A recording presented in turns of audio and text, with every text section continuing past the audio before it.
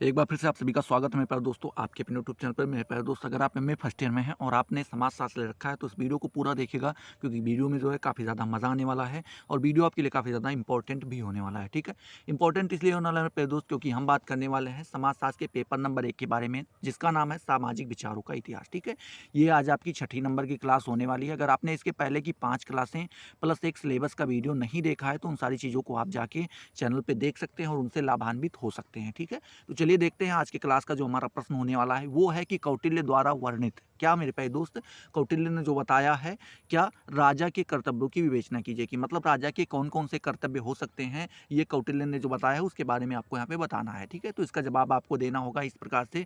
पहले तो हेडिंग आपको डालनी होगी कि स्वामी की कर्तव्य तालिका। ठीक है, यहाँ पे आपको पहले इसकी तालिका बना के आपको बतानी होगी कि कोई भी स्वामी अर्थात जिसे हम राजा कहते हैं, किंग कहते हैं, उसका क्या कर्तव्य होता है। ठीक है, उसकी क्या क्या रिस्पॉन्सिबिलिटी होती है, इसका यहाँ पे आपको इसके बारे में आपको यहाँ पे बताना है। ठीक है, ड्यूटी उनकी क्या होती है, देखते हैं। तो इसका जवाब आपको कुछ इस प्रकार से देना होगा कि स्वामी के लिए समय तालिका की आवश्यकता इसलिए है कि वह प्रशासकीय व्यवस्था का निर्वाह आसानी से कर सके। मतलब बताते हैं कि जो स्वामी होता है, जो राजा होता है, उसको समय तालिका की आवश्यकता क्यों इसलिए पड़ती है, क्योंकि वो जो प्रशासकीय व्यवस्था चला रहा है, जिसका निर्वाहन कर रहा है, उसको वो आसानी से चला सके, इसके लिए उसको जो है इसकी ज़रूरत होती है मेरे प्यारे दोस्त।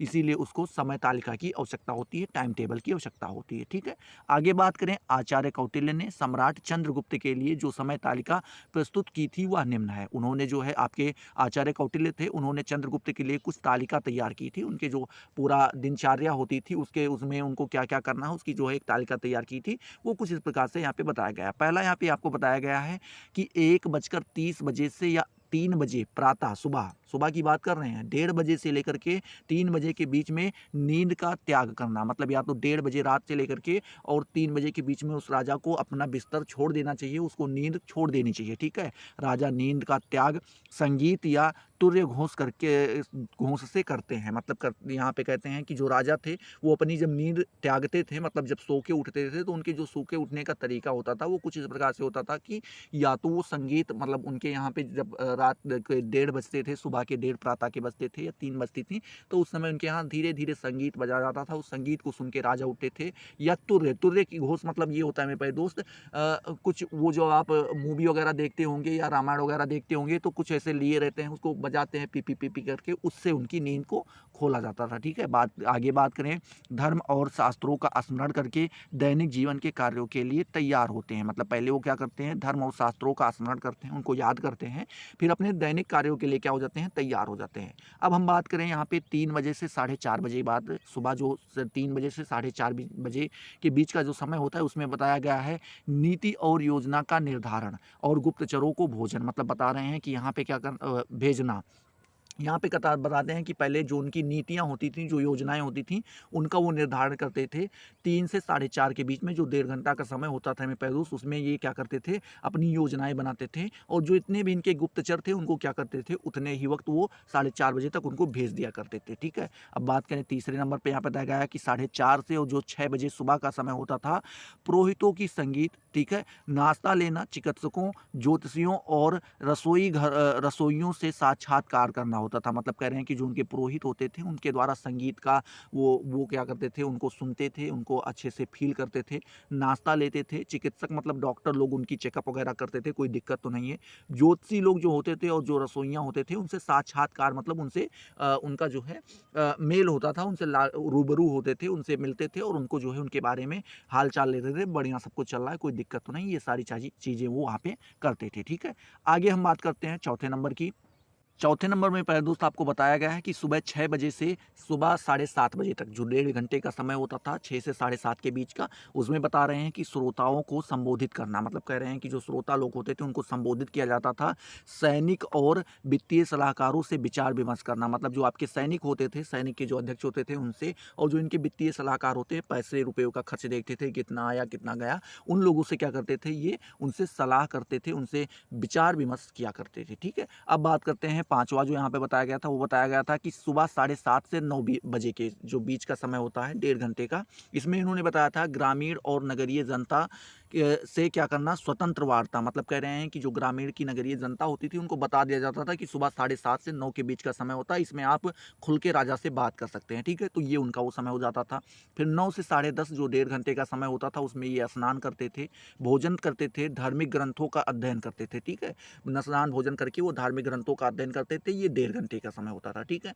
अब हम बात करते हैं सुबह 10:30 बजे से लेकर के दोपहर के 12 बजे तक पहले दिन छोड़े गए सोने का हिसाब करना, मतलब कह रहे हैं कि क्या करो, छोड़े गए सोने का, जो पहले दिन छोड़ा गया था सोना, उसका क्या करते थे, वो हिसाब करते थे, ठीक है। उसके बाद विभागाध्यक्ष से मिलना और उन्हें कार्य सौंपना, मतलब जो जिस विभाग के जो अध्यक्ष होते थे, जैसे सैन्य विभाग के अध्यक्ष अलग होते थे और आय व्यय से संबंधित जो होते थे वो अलग होते थे, ठीक है। जिनको हम वित्तीय कहते थे, तो वित्तीय से संबंधित अध्यक्ष अलग होते थे, तो हर चीज़ के अध्यक्ष अलग होते थे। तो उन अध्यक्षों से मिलते थे और उन्हें उनका कार्य बताते थे कि आपको आज ये पूरा करना है, ठीक है। अब यहाँ पे जो आपका 8वां नंबर बताया गया था, वो बताया गया था कि सुबह दोपहर 12 बजे से लेकर के और दोपहर 1:30 बजे तक। क्या मेरे प्यारे दोस्त, जो 1.5 घंटे का समय होता था, इसमें मंत्रिपरिषद से पत्र व्यवहार तथा अन्य योजनाओं का निर्धारण करना। यहाँ पे बताते थे क्या करना था, इनको जो मंत्री और परिषद होते थे उनसे मिलना था, ठीक है। उनका जो पत्र व्यवहार हुआ करता था, जैसे लेखा जोखा जो हुआ करता था वो, और अन्य योजनाएं जो होती थी उनका निर्धारण वो किया करते थे, ठीक है। 9वां काम उनका ये होता था कि सुबह 1:30 बजे दोपहर के 1:30 बजे से शाम 3 बजे तक जो 1.5 घंटा का समय होता था, इसमें ये मनोरंजन करते थे और आराम करते थे। मतलब आप कह सकते हैं कि थोड़ी बहुत देर आराम कर लेते थे, जो उनको मनोरंजन में पसंद था वो मनोरंजन करते थे, ठीक है। अब बात करते हैं कि ये 3 बजे से 4:30 बजे के बीच में जो साढ़े 1.5 घंटे का समय होता है मेरे भाई दोस्त, इसमें ये सोना का निरीक्षण करते थे, किसका, सॉरी, सेना का निरीक्षण करते थे। इनके जो सैनिक लोग थे उनसे मिलते थे, उनसे बातें करते थे, ठीक है। उनके बारे में जानने का प्रयास करते थे। 11वां जो नंबर इनका कार्य था वो था 4:30 से 6 बजे, जो 1.5 घंटे का समय था शाम का, इसमें ये सैनिक शांति के बारे में प्रमुख सैन्य अधिकारी से विचार विमर्श या संयम प्रार्थना करते थे। क्या बताते थे कि जो सैनिक शांति है ये बनी रहे, इसके लिए वो सैन्य अधिकारी से मिलते थे, उनसे विचार विमर्श करते थे और उन्हें शाम प्रार्थना उनसे करवाते थे। शाम का मतलब हुआ संध्या प्रार्थना कह सकते हैं। शाम के वक्त सभी सैनिकों को इकट्ठा किया जाता था और एक प्रार्थना होती थी सामूहिक, उसको वो सभी लोग करते थे, ठीक है। अब हम बात करते हैं 6 बजे, शाम 6 बजे से और 7:30 बजे का जो बीच का समय हुआ करता था 1.5 घंटे का, इसमें होता था गुप्तचरों से साक्षात्कार। जितने भी गुप्तचर सुबह 1:30 बजे के आसपास या 1:30 बजे से 3 बजे के बीच में जो भेज दिए गए थे मेरे प्यारे दोस्त, उनको क्या करना था, वो शाम तक आ जाते थे, कब, 6 से 7:30 के बीच में, और उनसे क्या होते थे, साक्षात्कार उनसे पूछते थे कि क्या क्या खबर लेकर के आए हो, ठीक है। उसके बाद जो इनका 13वां नंबर का काम होता था वो 7:30 से नवरात्रि 9 बजे तक हुआ होता था, ठीक है। इसमें क्या होता था, इस 1.5 घंटे में दोबारा स्नान करते थे और दोबारा फिर क्या करते थे, भोजन भी करते थे, ठीक है। अब 9 से 10:30 1.5 घंटे का रात्र का समय होता था, इसमें होता था द्वितीय तुर्य घोष या साथ आरंभ के लिए प्रस्थान, और क्या करते थे, यहाँ पे बता रहे हैं कि क्या होता था कि यहाँ पे द्वितीय तुर्य घोष होता था, जो पिपीरी होती थी वो फिर से बजती थी, ठीक है। और ये लोग आराम करने के लिए प्रस्थान करते थे अपने अपने शिविर में, ठीक है। और जो 10:30 से और 1:30 बजे के बीच का समय होता था, इतने में इनको क्या करना था, निंद्रा लेनी थी, ठीक है। कितनी देर के लिए, तो यहाँ पे आपका जो है 10:30 से और 1:30 बजे के बीच का जो समय होता था, इसमें ये सोते थे, अपना नींद लेते थे, ठीक है, भरपूर। अब हम बात करते हैं, इसके आगे लिखा गया है, इस प्रकार उपयुक्त समय तालिका के अनुसार राजा अपनी दिनचर्या पूरी करे। कौटिल्य अर्थशास्त्र में वर्णित राजा के कर्तव्यों की व्याख्या करते हैं। डॉक्टर राधा कुमुद मुखर्जी ने लिखा है कि राजा के लिए उनका धर्म व्रत निरंतर प्रजा के हित के कार्य करने में है। मतलब कह रहे हैं कि जो राजा का धार्मिक व्रत होता है वो ये होता है मेरे प्यारे दोस्त, कि वो निरंतर प्रजा के हित में जो है कार्य करता रहे।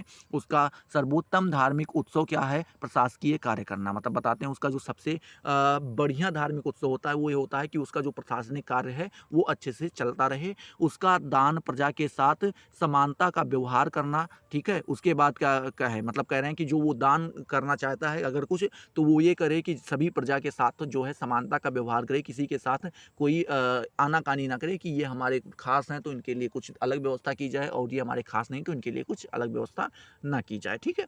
डॉक्टर मुखर्जी ने आगे लिखा है कि प्रजा के कल्याण में ही राजा का कल्याण निहित है। मतलब कह रहे हैं कि अगर प्रजा का कल्याण होगा तभी राजा का कल्याण होगा। ये कौन बताते हैं, आपके डॉक्टर मुखर्जी लिखते हैं। आगे लिखा है कि राजा को प्रजा के सुख में ही अपने सुख की खोज करनी चाहिए। जो राजा होता है वो देखे कि जैसे जैसे राजा प्रजा खुश होती है, सुखी होती है, उसी में वो राजा भी सुखी रहे, वो अलग से सुख नहीं ढूंढ सकता है, ठीक है। अब हम बात करते हैं आखेट के बारे में, ठीक है। आखेट आप यहाँ पे हाँ, मतलब कि शिकार के बारे में आप कह सकते हैं, ठीक है। तो राजा के लिए आचार्य कौटिल्य ने बिहार को अत्यंत ही महत्व प्रदान किया है। बिहार का मतलब होता है जो टहलने के लिए निकलते हैं, राजा लोग शिकार पे निकलते हैं, उसको यहाँ पे ये काफ़ी ज़्यादा इम्पोर्टेंस देते हैं, ठीक है। बात करें आचार्य ने राजा के बिहार के लिए सुरक्षित वन की व्यवस्था की है। वो बताते हैं कि राजा जहाँ पे बिहार करने जाएंगे एक सुरक्षित वन होगा, उसकी जाँच पड़ताल होगी, वहाँ पे सैनिक वगैरह पहले से ही उपलब्ध होंगे, ठीक है।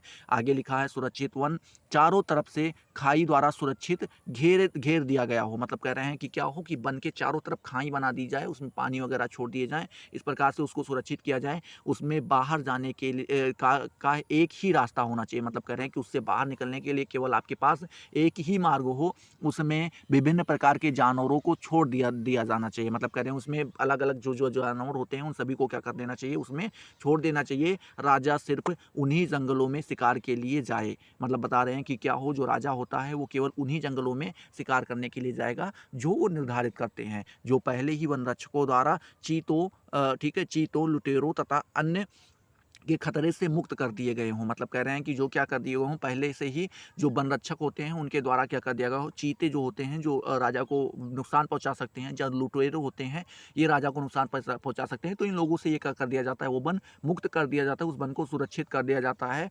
आगे लिखा है कि राजा को निशानेबाजी की कला में दक्ष होना चाहिए। मतलब कह रहे हैं कि जो राजा होता है उसको निशाना बहुत तगड़ा आना चाहिए, निशानेबाजी में उसकी जो कला है उसमें वो माहिर होना चाहिए, ठीक है। आगे लिखा है जिससे दौड़ते हुए मृग को वह आसानी से मार सके। क्या हो कि जो दौड़ता हुआ मृग है उसके ऊपर भी वो आसानी से निशाना लगा सके। आचार्य कौटिल्य ने आखेट को व्यायाम या स्वास्थ्यपूर्वक शारीरिक क्रिया के रूप में स्वीकार किया है। वो बताते हैं कि जो आखेट है जिसे आप शिकार कहते हैं, ये व्यायाम के रूप में आप स्वीकार कर सकते हैं या स्वास्थ्यपूर्वक जो है शारीरिक क्रिया के लिए आप इसको स्वीकार कर सकते हैं, जिससे आपका स्वास्थ्य क्या रहे, अच्छा रहे, ठीक है।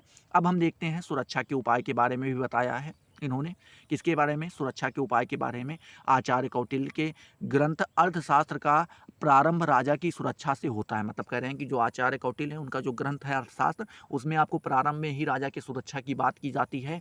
राजतंत्र की धुरी होने के कारण आचार्य कौटिल्य ने राजा की सुरक्षा को अत्यधिक महत्व दिया है, प्रदान किया है। मतलब कह रहे हैं कि जो राजा होता है वो राजतंत्र की धुरी होता है, केंद्र होता है, इसीलिए जो आपके आचार्य कौटिल्य हैं वो राजा की सुरक्षा को अत्यधिक महत्व देते हैं, अत्यधिक इंपॉर्टेंस देते हैं कि राजा सुरक्षित रहेगा तभी सब कुछ सुरक्षित रहेगा, ठीक है। आगे बात करें, आचार्य कौटिल्य ने लिखा है कि प्रातः काल जैसे ही राजा बिस्तर का त्याग करे, धनुष बाणों से परिपूर्ण स्त्रियां राजा को घेर लें। क्या हो मेरे प्यारे दोस्त, यहाँ पे बता रहे हैं कि जैसे ही राजा सुबह सुबह उठे और वो अपने बिस्तर का त्याग करता है तो वो धनुष बाणों से परिपूर्ण, मतलब जिन स्त्रियों को धनुष बाण चलाना आता हो, उनके पास धनुष बाण हो, वो सभी स्त्रियां राजा को क्या कर लें, घेर लें। जब राजा शयन कक्ष में दूसरे कक्ष से प्रवेश करे तो राजा की देख रेख नपुंसक तथा दूसरे अन्य सेवक करें। मतलब कह रहे हैं कि जब राजा क्या हो अपने शयन कक्ष में जाए, शयन कक्ष मतलब जहाँ पे रेस्ट रूम आप कह सकते हैं, तो जो रेस्ट रूम होता था जब उसमें वो जाते हैं, उस कक्ष में प्रवेश करते हैं, तो उस समय राजा का देख रेख कौन करेगा, नपुंसक लोग करते हैं या कुछ अन्य सेवक होते हैं वो करते हैं, ठीक है। बात करें जो कुर्ता पगड़ी आदि धारण किए होते हैं उनका जो ड्रेसिंग होगा वो कैसा होगा, वो कुर्ता पहने होंगे और पगड़ी अपने सर पे लगाए होंगे, ठीक है। तीसरे कक्ष में कुबड़े, बौने और निम्न जाति के व्यक्ति राजा की रक्षा करें। मतलब कह रहे हैं कि जब वो तीसरे कक्ष में प्रवेश करें तो उसमें कुबड़े हों, बौने हों, मतलब जिनके कुबड़ निकला हो, और जो बौने मतलब छोटी कद काठी के हों, ये लोग क्या करेंगे, वो राजा की क्या करेंगे, वहाँ पे सुरक्षा करेंगे जब वो तीसरे भवन में प्रवेश करेंगे। अंत में जब राजा चौथे कक्ष में प्रवेश करे तो मंत्री संबंधित और शस्त्र लिए द्वारपाल राजा की रक्षा करें। मतलब कह रहे हैं कि जब राजा चौथे रूम में प्रवेश करता है तो उसमें मंत्री होता है, उसके बाद जो उससे संबंधित शस्त्र लिए द्वारपाल होते हैं वो सभी लोग राजा की रक्षा करेंगे। इसके बाद अंगरक्षक राजा की सुरक्षा की व्यवस्था करेंगे। मतलब कह रहे हैं कि इसके बाद जो है राजा का जो सुरक्षा होगी वो अंगरक्षक लोग ही करेंगे, ठीक है। चलिए आगे देखते हैं। अब आगे आपके कौटिल्य महोदय जो है अंगरक्षक के बारे में भी बात करते हैं कि ये उनका जो बॉडीगार्ड होते हैं वो किस प्रकार के होंगे, ठीक है। तो कौटिल्य ने राजा की सुरक्षा की दृष्टि से अंगरक्षकों को महत्वपूर्ण माना है, ठीक है। आगे बात करें, कौटिल्य ने अंगरक्षकों की नियुक्ति के लिए निम्न विशेषताएं निर्धारित की हैं। मतलब वो कुछ विशेषताएं बताते हैं, अगर वो विशेषताएं किसी मनुष्य के अंदर पाई जाती हैं तो वो राजा का बॉडीगार्ड बन सकता है, ठीक है, अंगरक्षक बन सकता है। पहली विशेषता वो बताए हैं कि उसे वंश परंपरा से अनुगत होना चाहिए। मतलब क्या हो कि उसके जो राजा का वंश मतलब जो उसकी वंश परंपरा चली आई है उससे वो क्या हो, अनुगत हो, उससे परिचित हो, उसका जन्म उच्च कुल में हुआ होना चाहिए, मतलब किसमें हो, उच्च कुल में उसका जन्म हुआ हो, उसे शिक्षित होना चाहिए, वो पढ़ा लिखा भी होना चाहिए, उसे राजा के प्रति अनुरक्त होना चाहिए, मतलब राजा के प्रति वो अपने आप को न्यौछावर करने के लिए तैयार हो, वह प्रत्येक कार्य को भली भांति समझने वाला होना चाहिए। जो अंगरक्षक होगा वो हर कार्य को अच्छे से समझ पाए, ठीक है। उसके बाद जो यहाँ पे छठी विशेषता बताते हैं, जो कभी काम से निकाला ना गया हो, जो कभी क्या किया गया हो मेरे प्यारे दोस्त, किसी काम से बाहर ना निकाला गया हो, ठीक है। अब हम बात करते हैं राजपुत्रों से राजा की रक्षा, ठीक है। अगली बात यहाँ पे लिखे हैं किसने, कौटिल्य महोदय ने लिखा है, राजपुत्रों से राजा की रक्षा कैसे करें। तो आचार्य कौटिल्य ने राजा की सुरक्षा के अंतर्गत राजपुत्रों से भी राजा को सतर्क रहने को कहा है, ठीक है। जो राजपुत्र होते हैं, जिसे आप राजकुमार कहते हैं, उनसे भी राजा को सतर्क रहना चाहिए, ठीक है। यदि राजा की सुरक्षा ना की जाए तो केकड़े की भांति राजपुत्र भी अपने पिता का भक्षण कर सकते हैं। मतलब कह रहे हैं कि अगर राजा की सुरक्षा नहीं करोगे तो जो जैसे केकड़ा अपने पिता का भक्षण कर लेता है, ठीक उसी प्रकार से राजा भी जो राजपुत्र होते हैं वो भी अपने पिता का भक्षण कर लेंगे, उनको खत्म कर देंगे। इस संबंध में अनेक विद्वानों ने विविध प्रकार के दृष्टिकोण रखे हैं। मतलब कह रहे हैं कि जिस संबंध में जो है जितने भी विद्वान हुए हैं, कई सारे अलग अलग, उन्होंने अलग अलग प्रकार के दृष्टिकोण अपने प्रस्तुत किए हैं। आचार्य कौटिल्य का दृष्टिकोण इस संबंध में अन्य विद्वानों से भिन्न है। मतलब कह रहे हैं कि सबसे यूनिक कॉन्सेप्ट जो है आपके आचार्य कौटिल्य ने पेश किया है इस दृष्टिकोण को देखते हुए, ठीक है।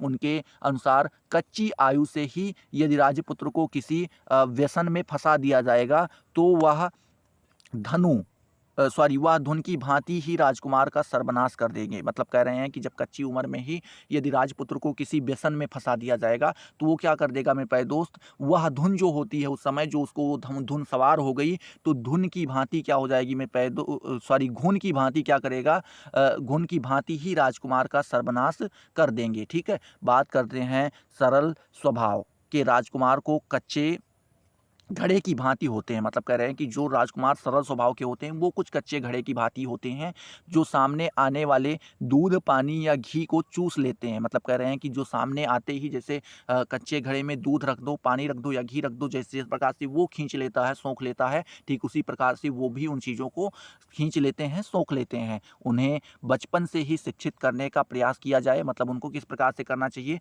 उनको बचपन से ही शिक्षित करना चाहिए, ठीक है। उसे इसका अभ्यास करा दिया जाए कि पिता की हत्या करने के बाद तुम जिंदा नहीं रह सकोगे। मतलब वहाँ पे उनको इन चीज़ों से परिचित कराया जाए कि अगर आपने अपने पिता की हत्या कर दी तो आप जिंदा नहीं बचोगे, आपको भी खत्म कर दिया जाएगा। या तो तुम्हारी हत्या कर दी जाएगी या फिर तुम नरक भुगतोगे। या तो उनको ये बता दिया जाए कि जैसे ही आपने अपने पिता की हत्या की तुरंत आपको मार दिया जाएगा या तो आप सीधा नरक में जाएंगे। इस प्रकार के उनको डर उनके अंदर बसाना चाहिए, ठीक है। इस सब के बाद भी यदि राजकुमार विद्रोह करता है तो उसे बंदी बना लेना चाहिए। मतलब कह रहे हैं कि अगर इन सारी चीज़ों से वो परिचित है, वाकिफ है, उसके बाद भी वो विद्रोह कर रहा है तो उसको क्या कर देना चाहिए मेरे प्यारे दोस्त, बंदी बना लेना चाहिए। यदि वह मूर्ख है तो राजा को अपने पौत्र की प्रतीक्षा करनी चाहिए। मतलब कह रहे हैं कि अगर वो क्या है मेरे प्यारे दोस्त, मूर्ख है, वो इन सारी चीज़ों से परिचित नहीं है, तो उसको अपने पौत्र, पौत्र का मतलब जिसे आप नाती या पोता कहते हैं, तो उसका उनको इंतजार करना चाहिए। आचार्य कौटिल्य ने राजपुत्र की तीन श्रेणियां बताई हैं। कितनी? तीन श्रेणी के राजपुत्र होते हैं। पहला बताया गया है बुद्धिमान श्रेणी के। इसमें आया है कि धर्म और अर्थ रीति के उपदेश को ग्रहण करने वाला और इसके अंसुर कह रहे हैं अनुरूप जो है अपने आचरण निर्धारित करने वाला हो। क्या हो मेरे प्यारे दोस्त, जो धर्म, अर्थ और रीति के उपदेश को ग्रहण किए हो और उसी के अनुरूप अपने आचरण को वो निर्धारित करे, वो बुद्धिमान राजपुत्र होता है, ठीक है, राजकुमार होता है। बात करें दूसरा बताया गया है आहार्य बुद्धि वाला। इसमें बताया गया है जो धर्म और अर्थ को समझने के बाद भी उस प्रकार का आचरण नहीं करता है। मतलब वो इन सभी चीज़ों से, धर्म और अर्थ से वाकिफ है लेकिन फिर भी उस प्रकार का वो व्यवहार नहीं कर रहा है, तो वो आहार्य बुद्धि का राजकुमार कहलाता है, ठीक है। अब हम बात करते हैं दुर्बुद्धि के बारे में। तो जो बुराइयों में लीन रहता है, किसमें प्यारे दोस्त, बुराइयों में लीन रहता है और धर्म तथा अर्थ से द्वेष रखता है। मतलब कह रहे हैं कि वो धर्म और अर्थ से दूरी बना के रखता है, उसको उसको उससे घृणा करता है। इस प्रकार रानी और बंदी, क्या मैं पाए दोस्त, रानी और बंदी राजकुमार से भी राजा की रक्षा का प्रयास करना चाहिए। मतलब कह रहे हैं कि इससे क्या होना चाहिए, रानी और बंदी राजकुमार से क्या होनी चाहिए, रानी भी राजा की रक्षा करें, जो बंदी लोग होते हैं उनसे भी राजा की रक्षा का प्रयास करना चाहिए, ठीक है। बात करें इसके साथ ही विश्व से विष से भी राजा की रक्षा करनी चाहिए। मतलब इसके साथ क्या होना चाहिए, विष जो जहर होता है उससे भी राजा की रक्षा करनी चाहिए। उसका भोजन गुप्त स्थान से इस स्थान में बनना चाहिए। मतलब कह रहे हैं उनका जो भोजन होना चाहिए मेरे प्यारे दोस्त, वो गुप्त स्थान, ऐसे स्थान पे बनाया जाना चाहिए जहाँ पे किसी को पता ना हो, तथा भोजन से पहले पशु और पक्षियों को खिलाकर यह प्रमाणित कर लिया जाए कि भोजन में विष आदि नहीं है। मतलब कह रहे हैं कि जब भोजन बन के तैयार हो तो उसको किसी पशु या पक्षी को खिलाया जाए, जिससे ये प्रमाणित हो जाए कि भोजन में कोई किसी भी प्रकार का विष तो नहीं है। इसके साथ ही आचार्य कौटिल्य ने विष में मिले हुए भोजन के अनेक लक्षणों की चर्चा की है। ठीक है, वो बताते हैं कि भोजन में जब आप विष मिले होते हैं तो उनके अनेक लक्षण दिखाई पड़ते हैं, वो लक्षण यहाँ पे आपको बताए गए हैं। ठीक है, दूसरा यहाँ पे क्या बताते हैं कि आत्म के बारे में यहाँ पे बताया है आचार्य कौटिल्य ने सप्तांग सिद्धांत का दूसरा महत्वपूर्ण तत्व आत्म मंत्रीगण, क्या मेरे प्यारे दोस्त, आत्म मंत्रीगण है। ठीक है, इसमें ये कहते हैं कि आचार्य कौटिल्य का विचार है कि प्रशासन को सुचारू रूप से चलाने के लिए मंत्री परिषद अनिवार्य है। बताते हैं कि अगर आपको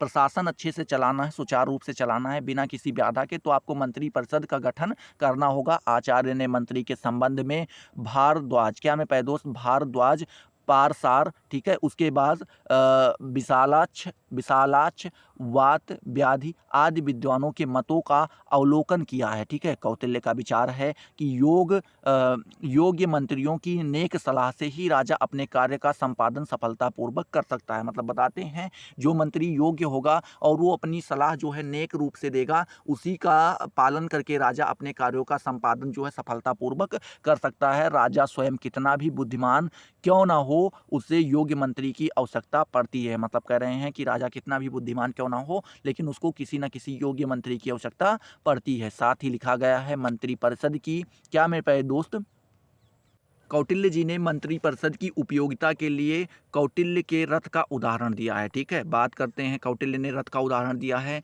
जिस प्रकार रथ के दो पहिए होते हैं और इन दोनों में से किसी एक के अभाव में रथ नहीं चल सकता है, ठीक उसी प्रकार राज्य भी एक रथ है, रथ के समान है। ठीक है, और राजा और मंत्री परिषद इसके दो पहिए हैं। मतलब बताते हैं कि जैसे रथ में दो पहिए होते हैं, अगर एक भी पहिया ना हो तो रथ बेकार हो जाता है, ठीक उसी प्रकार से राज्य भी क्या होता है, एक रथ होता है और इसमें दो पहिए होते हैं, एक राजा होता है, दूसरा मंत्री परिषद होता है। तो इसीलिए जो है लिखते हैं कि दोनों की अंतः संबंधित, क्या मैं दोस्त, अंतः संबंधित और अनिवार्यता राज्य के लिए महत्वपूर्ण है। बताते हैं कि दोनों इसीलिए जो है राज्य के लिए महत्वपूर्ण हो जाते हैं। ठीक है, अब यहाँ पे बताते हैं कि मंत्रियों की संख्या कितनी रखनी चाहिए। ठीक है, तो यहाँ पे मंत्री परिषद का निर्माण मंत्रीगण करते हैं। कौन करते हैं मेरे प्यारे दोस्त, मंत्रीगण करते हैं। आचार्य कौटिल्य ने पूर्व के विचारकों में जो मंत्री परिषद की संख्या निर्धारित की है वह इस प्रकार से है। ठीक है, पहला यहाँ पे बताया गया है, मनु ने 12 बताया है, बृहस्पति ने 16 बताया और शुक्राचार्य ने 20 बताया है। आचार्य कौटिल्य ने मंत्रियों की संख्या की किसी संख्या का निर्धारण नहीं किया। वो मंत्रियों की संख्या कोई नहीं बताते हैं बस मंत्री होने चाहिए, मंत्री परिषद होने चाहिए, किंतु इस बात पर बल दिया है कि राजा नीति कुशल मंत्रियों को ही नियुक्त करे।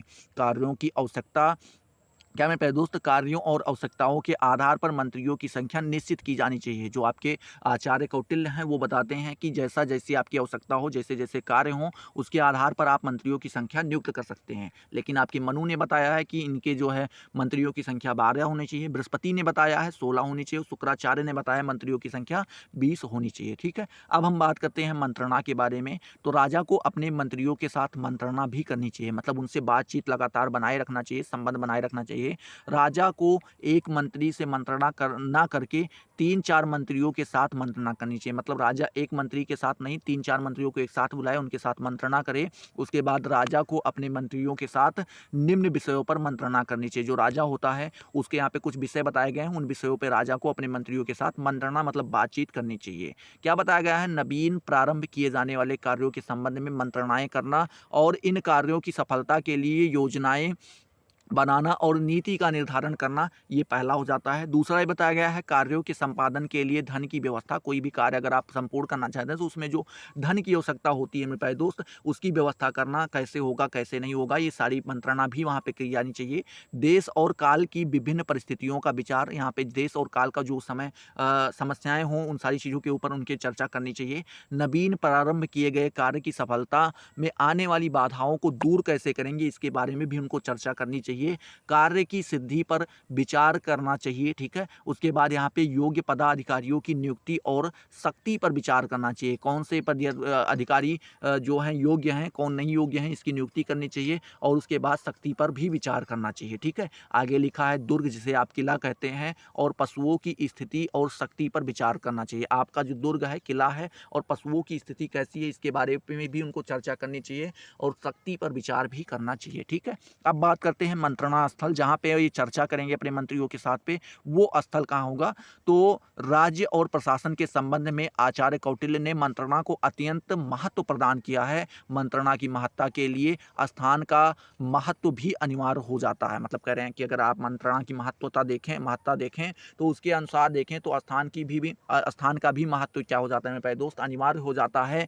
मंत्रणा हमेशा गुप्त रखी जाती है। कैसी रखी जाती है मेरे प्यारे दोस्त? गुप्त रखी जाती है। अतः इसके लिए निम्न सावधानियां रखना आवश्यक है। पहला तो आपको ध्यान में रखना चाहिए कि मंत्रणा जहाँ पे आप वार्तालाप कर रहे हैं उस स्थल में पशु पक्षी आदि तक प्रवेश ना कर सकें, ठीक है। दूसरा बताया गया है मंत्रणा स्थल तक के सभी मार्ग बंद कर दिए जाएं। मतलब कह रहे हैं कि जब मंत्रणा स्थल तक जितने भी मार्ग आते हैं वो सारे मार्ग क्या कर दिए जाएं? बंद कर दिए जाएं। राजा की आज्ञा के बिना वहां कोई ना जाए, जिसको राजा बुलाएं वही वहां पे पहुंचेगा।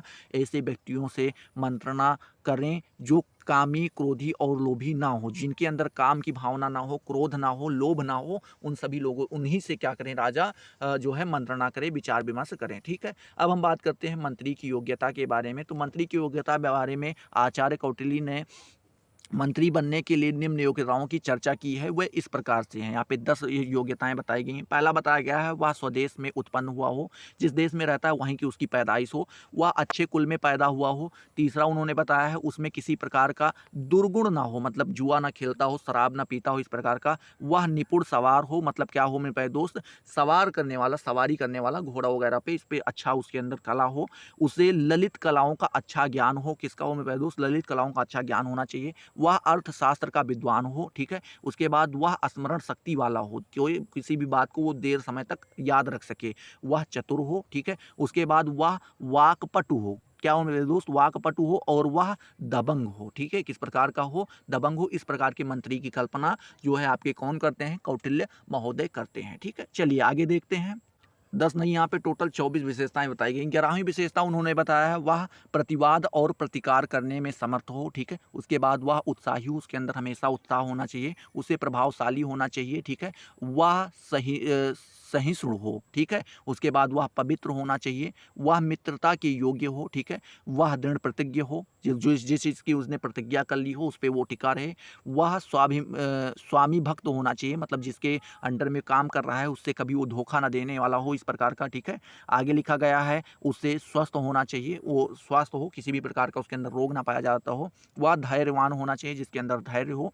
उसे अभिमानी नहीं होना चाहिए, मतलब वो घमंड करने वाला ना हो। उसे स्थिर प्रकृति का होना चाहिए। उसे द्वेष रहित होना चाहिए, उसके अंदर कोई दोष वृत्ति ना हो, ठीक है। उसके बाद लिखे हैं कि उसे प्रियदर्शी होना चाहिए। किस प्रकार का प्रियदर्शी होना चाहिए? कि हर चीज़ को एक प्रेम की नज़र से देखे, ठीक है। बात करते हैं मंत्रियों की हम परीक्षा कैसे लेंगे। तो आचार्य कौटिल्य का मत है कि पूर्व परीक्षा के बिना राजा किसी भी व्यक्ति को अपने मंत्री परिषद ना नियुक्त करे। मतलब कह रहे हैं बिना परीक्षा के किसी को भी आप मंत्री नहीं बना सकते हैं। मंत्री परिषद में नियुक्त से पूर्व राजा को मंत्रियों से संबंधित निम्न परीक्षाएं लेनी चाहिए। पहला ये बताया गया है निवास स्थान और आर्थिक स्थिति की परीक्षा करनी चाहिए। वो किस स्थान पर रह रहा है और उसकी आर्थिक स्थिति क्या है, इसके बारे में उसको जानकारी करनी चाहिए। योग्यता और शासन प्रवेश की परीक्षा लेनी चाहिए। बुद्धि, स्मृति और चतुराई की परीक्षा लेनी चाहिए। उसकी बुद्धि कैसी है, उसकी याददाश्त कैसी है, वो चतुराई में कैसा है, इसके बारे में, ठीक है।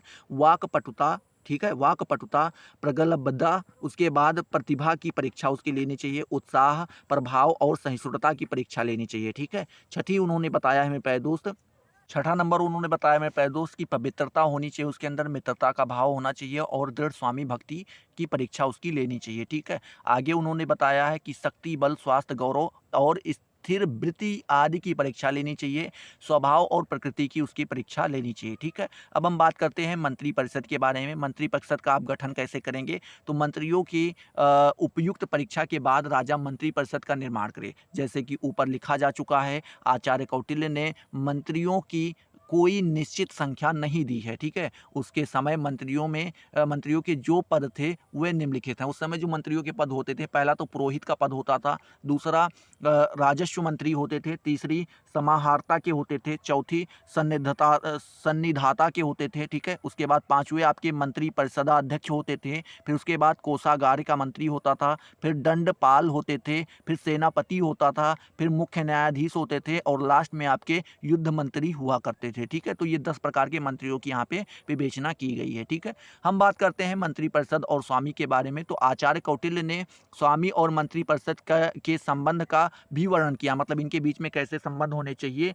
अनेक विद्वानों ने ऐसी शंका व्यक्त की है कि क्या कौटिल्य का राजा निरंकुश शासक था, मतलब कह रहे हैं कि जो जिस राजा की कल्पना जो है आपके किसने मेरे प्यारे दोस्त कौटिल्य ने की थी, क्या वो एक प्रकार का निरंकुश था, ठीक है। आगे हम देखते हैं। कौटिल्य राजा को स्वामी जरूर मानता है, मतलब कहते हैं जो कौटिल्य हैं वो राजा को स्वामी मानते हैं, किंतु उसमें किसी प्रकार की दैवीय शक्ति का होना नहीं मानता है, मतलब कहते हैं जरूरी नहीं कि उसके अंदर कोई दैवी शक्ति मिली हो, ठीक है। बात करें इसीलिए वह इस प्रकार के सुझाव भी देता है कि जो राजा अयोग्य, अधर्मी और अन्यायी है उसे हटाकर दूसरे राजा को नियुक्त करना चाहिए, ठीक है। आगे लिखते हैं कि राजा के लिए धर्म, परंपरा और नैतिकता सबसे बड़े प्रतिबंध हैं, ठीक है। उसके बाद बताते हैं कि और राजा इनकी उपेक्षा नहीं कर सकता है। उपेक्षा का मतलब होता है कि इसका जो है इसकी बुराई नहीं कर सकता है। कौटिल्य ने तो अन्यायी राजा को हटाने तक की बात कही है। कौटिल्य का राजा कभी भी निरंकुश नहीं हो सकता है। कौटिल्य ने राजा की शक्ति पर प्रत्यक्ष या अप्रत्यक्ष रूप से प्रतिबंध लगाए हैं, ठीक है। वह इस प्रकार से मतलब वो उन्होंने जो है कुछ यहाँ पे प्रतिबंध लगाए हैं कुछ राजा के ऊपर, वो बताए गए हैं। पहला तो उसे जो है शिक्षा और सत्संगत होनी चाहिए, उसको शिक्षा प्राप्त होनी चाहिए और सत्संग वाला होना चाहिए, ठीक है। दूसरा उन्होंने बताया है कि मंत्रिपरिषद से सलाह, ठीक है। उसके बाद मशविरा लेना चाहिए और इसके निर्णय के अनुसार आचरण करना चाहिए, ठीक है। आगे यहाँ पे बताया गया है मेरे प्यारे दोस्त, उसके अंदर स्वायत्त शासन की व्यवस्था होनी चाहिए, धर्म को मानने वाला चाहिए, जनहित का ध्यान रखना चाहिए, ठीक है। जनमत का आदर करे और सामाजिक परंपराओं और आदर्शों का वो पालन करे, ठीक है। अब हम बात करते हैं जनपद के बारे में, जिसे आप टेरिटरी भी बोलते हैं। तो आचार्य कौटिल्य ने जिस जनपद की चर्चा की है वह आधुनिक जनपद से भिन्न है, मतलब कह रहे हैं कि जो अभी आप जनपद देखते हैं उस जनपद से क्या है वो अलग है। आधुनिक युग में जनपद का अर्थ एक ऐसे प्रदेश से लगाया जाता है जिसमें विभिन्न प्रकार की प्रजातियां निवास करती हैं, ठीक है। कौटिल्य के अनुसार जनपद का सीधा अर्थ राष्ट्र से है। आचार्य ने लिखा है कि राजा को चाहिए कि दूसरे देश के मनुष्य को बुलाकर अथवा अपनी देश की आबादी को बढ़ाकर वह पुराने या नए जनपद को बसाए, ठीक है। कौटिल्य ने जनपद की जो कल्पना की है उसके अंतर्गत दो तत्वों का समावेश किया गया। पहला बताया गया कि उसमें भूमि होनी चाहिए और दूसरा बताया गया उसमें जनता होनी चाहिए। अगर भूमि और जनता है तो आप उसको जनपद घोषित कर सकते हैं, ठीक है। अब हम बात करते हैं गांव के बारे में प्यारे दोस्त। तो गांव को आचार्य कौटिल्य ने जनपद की इकाई के रूप में स्वीकार किया है। आचार्य कौटिल्य के अनुसार प्रत्येक गांव में 100 से लेकर के 500 तक के घर होने चाहिए। गांवों में शूद्रों और किसानों की अधिकांशता बसाया जाए, मतलब वहाँ पे बता रहे हैं शूद्र और किसान ज़्यादा से ज़्यादा होने चाहिए। एक गांव से दूसरे गांव की दूरी 1 से 2 कोस की होनी चाहिए, मतलब 1 से 2 गांव के बीच की जो दूरी हो कम से कम 1 से 2 कोस के बीच की दूरी होनी चाहिए। ये गांव मौका पड़ने पर एक दूसरे की मदद कर सके, ठीक है। आगे लिखा है इन गांवों की सीमा को निर्धारित और निर्देशित रखने के लिए खाई तालाब बनाएं तथा सेमल, वट, वेर, बरगद आदि के वृक्ष लगवाएं, ठीक है। यहाँ पे आगे बताया गया है संग्रहण के बारे में। तो संग्रहण का बताया गया है कि 10 गांवों के समूह को संग्रहण के नाम से संबोधित किया जाता है, ठीक है। उसके बाद कार्पटिक, क्या मेरे प्यारे दोस्त, कार्पटिक तो 200 गांवों के बीच में कार्पटिक स्थान की स्थापना की जानी चाहिए, ठीक है। उसके बाद बताया गया है द्रोणमुख, इसमें 400 गांव के समूह को द्रोण मुख के नाम से पुकारा जाता है। उसके बाद स्थानीय के बारे में बात करें तो 800 ग्रामों के समूह को स्थानीय के नाम से पुकारा जाता है, ठीक है। और जनपद की बात करें तो जनपद का अर्थ राष्ट्र से लिया जाता है। तो आई होप ये सारी चीज़ें आपको क्लियर हुई होंगी। अगर क्लियर हुई तो फटाफट वीडियो को लाइक करो, अपने दोस्तों के साथ शेयर करो। अभी तक अगर आपने चैनल को सब्सक्राइब नहीं किया तो सब्सक्राइब करके बेल वाले आइकन को जरूर प्रेस कर दो, जिससे आपको सारी नोटिफिकेशन मिलती रहें और आप उनसे लगातार लाभान्वित होते रहें। तो चलिए अगले वीडियो में मिलते हैं नए जोश नए टॉपिक के साथ। तब तक के लिए जय हिंद, जय भारत।